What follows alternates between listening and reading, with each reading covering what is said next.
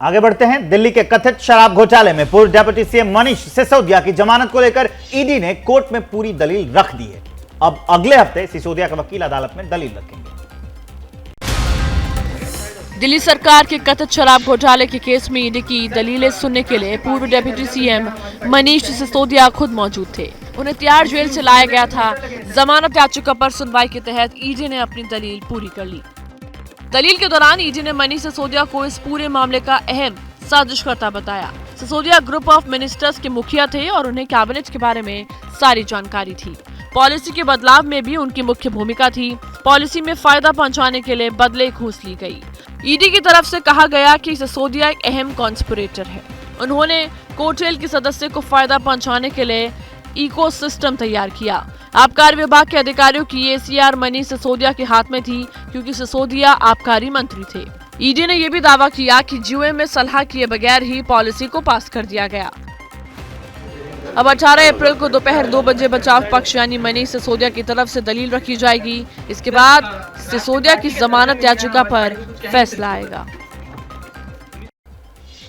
अब बात कर लेते हैं कोरोना वायरस की, जिसके खिलाफ हम जंग तो लड़ रहे हैं, लेकिन एफर्ट्स में और तेजी दिखानी होगी, क्योंकि ये वायरस डरावनी स्पीड से बढ़ने लगा है। महाराष्ट्र में एक दिन में 9 मौत हो चुकी है और इससे हड़कंप मच गया है। 24 घंटे में देश भर में कोरोना वायरस के 7,830 नए केस सामने आ गए हैं।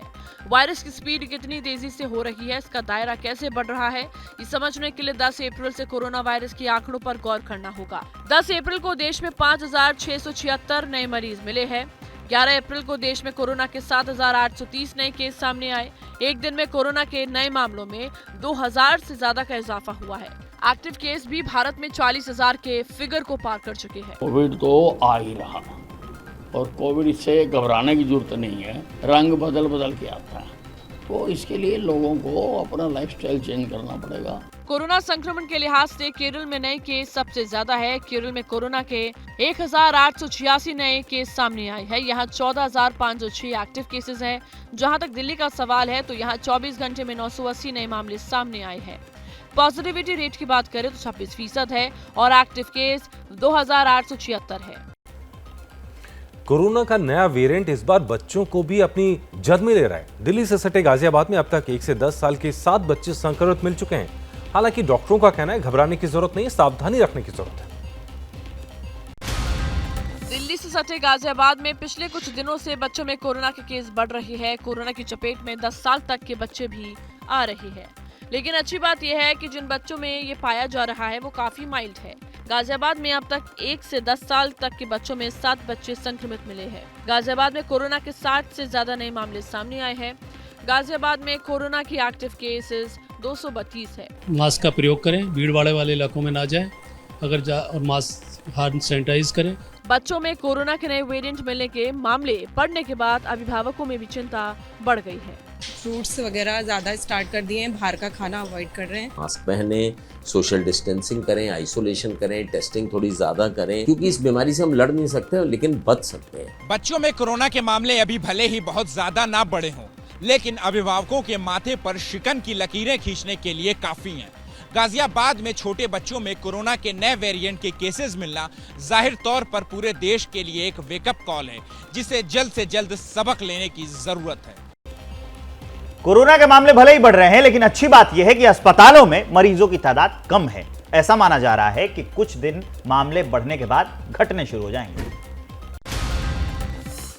भारत सरकार के सूत्रों का कहना है कि भारत में कोविड अब आखिरी स्टेज में पहुंच चुका है। इसे ऐसे समझिए कि दिया बुझने वाला है। जिस तरह फड़फड़ाता है, उसी तरह वायरस का एंड गेम होने से पहले फड़फड़ा रहा है। बताया जा रहा है कि अगले 10 से 12 दिनों तक मामले बढ़ सकते हैं और उसके बाद कम होने की संभावना है। गवर्नमेंट सोर्सेस का कहना है कि भले ही कोरोना के मामले बढ़ रहे हैं, लेकिन हॉस्पिटलाइजेशन काफी कम है। और राज्य सरकार ने 10 या 11 तारीख को मॉक ड्रिल करना ऐसा आदेश था, जिसके हिसाब से हमने मॉक ड्रिल की थी। ये करने का मतलब वही था कि जैसे केसेस बढ़ रहे हैं पिछले 1 महीने से देश में, राज्य में और अपने अहमदाबाद में भी बढ़ रहे हैं। अच्छी बात वो है कि एडमिशन एक भी नहीं है अभी फिलहाल सिविल में। मेडिकल एक्सपर्ट्स कोरोना के खतरे से आगाह कर रहे हैं, जबकि सरकार भी कोई चांस नहीं लेना चाहती। हाँ, इतना जरूर है कि अभी अस्पतालों में मरीजों की तादाद नहीं है और ये हिंदुस्तान के लिए शुभ संकेत है, लेकिन सावधानी तो बरतनी होगी, क्योंकि जरा सी लापरवाही आपके घर में वायरस के लिए इन्विटेशन का काम कर सकती है। जैसे ही घड़ी का काटा दोपहर 2:30 पे आए, बबीता जी का दिल सास बहू साजिश के लिए मचल जाए। और ये है इनकी बहू, पूरे दिन ऑफिस की टेंशन हो जाए गॉन जब ये करें अपना फेवरेट शो फ्री टाइम पे ऑन। इनकी तरह आप भी देखें अपना फेवरेट शो अपने टाइम पर और डाउनलोड कीजिए एबीपी लाइव ऐप अपने स्मार्ट टीवी पर।